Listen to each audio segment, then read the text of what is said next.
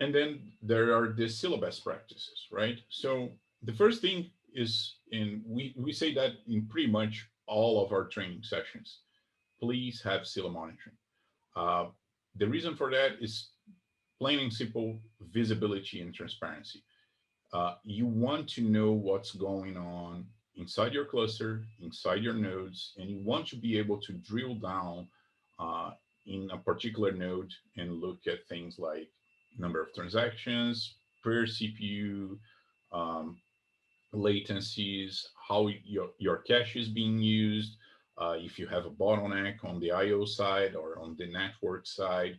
And on our documentation on the Scylla operator GitHub, you see that we're using Helm charts to deploy Prometheus and Grafana because our monitoring solution is basically that.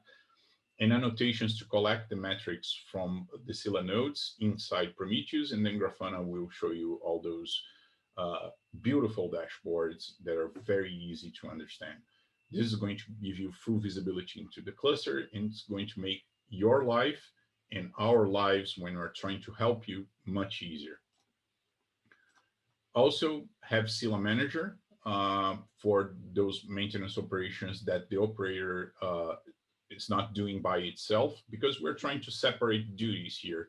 So the operator is taking care of, deploying resources and doing operations on a Kubernetes cluster. But for example, repairs and backups, they're just, regular maintenance operations. We don't need to re-implement that on the Scylla operator. We can just leverage Scylla Manager with the Scylla operator, right, to run those operations. As I mentioned, the Scylla pods already come with the Scylla Manager agent container. So each Scylla pod is comprised of two containers, one for Scylla and one for the Scylla Manager agent that we also call the sidecar. On the manifest file, you remember that I showed you how to deploy a cluster using the operator. It's basically a Scylla, a cluster.yaml manifest file. This is a snippet from that manifest.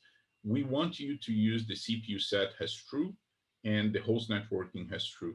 So if you did your homework and you're using the correct CPU manager static policy on the Kubernetes side, and those nodes are prepared to receive a Scylla pod, this is going to ensure that Scylla is doing the CPU pinning, that it's very beneficial for Scylla's performance.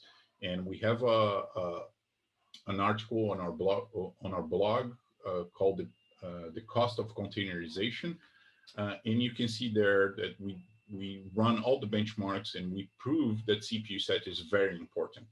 Also, hosting network, it's basically telling that you don't want to use the virtualized Kubernetes network for your pod. You just want your pod to use the host network. So the network from the Kubernetes node where your pod resides.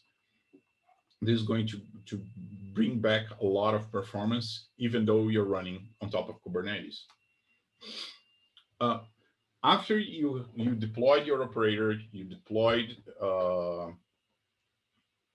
your Scylla cluster on Kubernetes. These are the things that I advise you to take a quick look just to make sure everything's sane. So run node2 status in one of the pods so you can see that you have the correct data center name, that your pods are mapped to the correct racks or availability zones. You can check that CPU pinning that I mentioned before, see if all the CPUs are there, and of course the IO settings. As I mentioned, one of the things that Scylla does is to benchmark your disks. So here on the AI properties YAML, you will be able to see number of IOPS and bandwidth for both reads and writes, for random and incremental reads and writes, and you know what to expect in terms of capacity for each node running on Kubernetes.